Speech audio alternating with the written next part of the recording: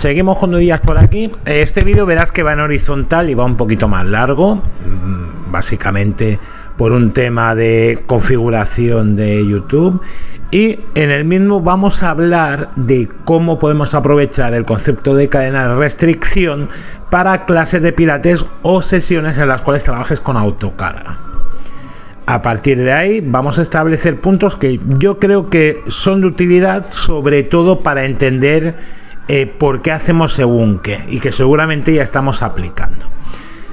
Para empezar, yo creo que decir o recordar que es una cadena de restricción. Una cadena de restricción es todo aquel elemento, todo aquel punto que sirve para limitar el movimiento, la fuerza, al menos en un plano. Puede ser en un plano, 2, incluso 3 sería una inmovilización total, ¿no? Pero especialmente suele ser para limitar el movimiento en un plano. Me explico, no tiene por qué ser una cadena, es que creo que el término no ayuda mucho. Puede ser, por ejemplo, los que hacen máquinas, una multipower, ese rail de la multipower que no permite que la barra vaya hacia adelante o hacia atrás. Puede ser el propio banco, por ejemplo, cuando estamos haciendo un curl de bíceps, un curl de predicador o un curl en el banco Scott. Pues en pilates podemos utilizar los propios implementos, por supuesto el propio suelo, para limitar el movimiento, el cual tiene unos objetivos. El principal y el más elemental sería para facilitar el ejercicio en sí, la ejecución del ejercicio, el control. Esto puede tener otras funciones.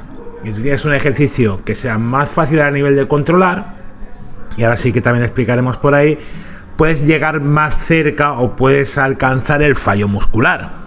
Cosa que, por ejemplo, yéndonos a todo lo contrario, para una persona que busca hipertrofia es bastante interesante. Pero el objetivo principal, lo dicho, es facilitar la ejecución, ya que un ejercicio es más difícil cuanto más fuerzas debamos controlar. De hecho, todo el tema de la inestabilidad sirve precisamente para eso, para generar más fuerzas a controlar y generar más estímulo. Pero ya sabéis que no siempre más estímulo tiene por qué ser mejor. Por lo tanto, 1, facilitar la ejecución. Voy mirando de rojo el guión. 2, proporcionar estabilidad, sobre todo en ciertas articulaciones que nuestros clientes, que nuestros alumnos no van a controlar, como puede ser, pues, por ejemplo, la pelvis, como puede ser las escápulas, como puede ser incluso en ciertas situaciones el tobillo, el hombro, etcétera. Dar un feedback de tipo un estímulo propioceptivo, mejorar en este caso sobre la conciencia corporal, disminuir cualquier tipo de compensación de mala ejecución que pueda tener el cliente y, por supuesto, pues un tema de protección, un tema de seguridad, para evitar, pues, por ejemplo, ciertas lesiones que no tienen por qué ser traumatismos, es lo que hablamos. Yo, una cosa que siempre me hace bastante gracia es esta gente que dice: yo nunca he lesionado a nadie entrenando. Bueno, a ti nadie se te ha hecho daño en la sala, nunca ha tenido un accidente en la sala, ni se ha herniado justo el momento que está haciendo un ejercicio, pero eso no tiene por qué ser no haber lesionado a nadie. Por lo tanto, tenemos 5 principios. Por otro lado, perdonad que vaya haciendo cortes, sobre todo por un tema de orden, y que no quede esto como los audios de WhatsApp que podrían ser de medio minuto y duran 10, ¿no? Podemos hablar de la pared. Por ejemplo, yo puedo utilizar la pared para tener puntos de apoyo, para apoyar la espalda haciendo una sentadilla, por ejemplo, inhibiendo así muchos de los requerimientos de control lumbar. Puedo utilizar bandas elásticas, porque también me pueden servir no solo para generar una resistencia, sino para dar un feedback.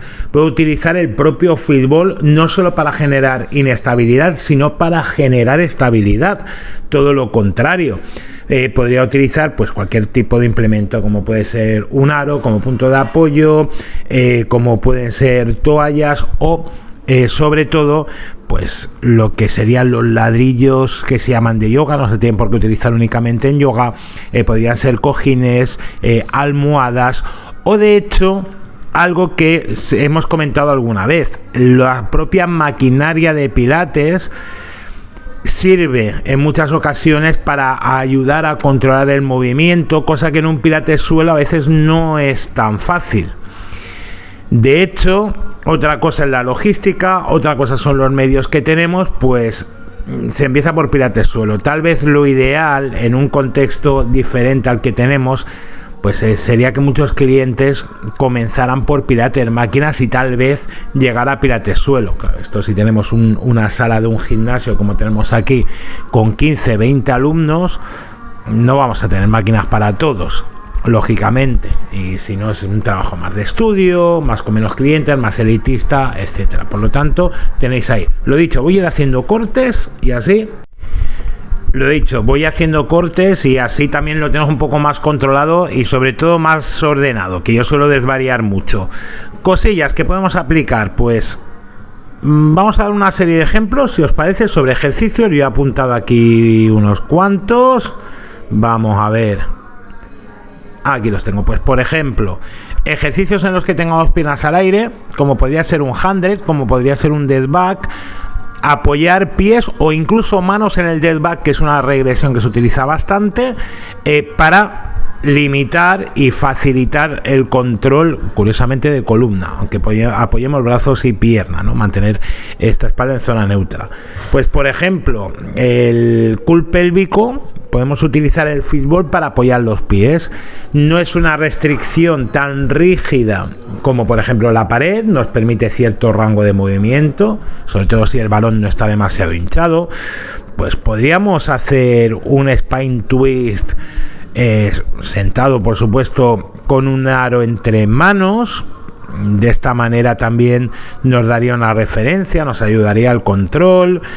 Los toques de balón o los toques de tobillo o ciertos ejercicios también con las piernas al aire, podríamos meter un fútbol entre las piernas, en este caso también nos ayudaría ahí a trabajar el control. O por ejemplo hacer un roll down sentado con los pies sujetos pues debajo de un bloque o de un ladrillo.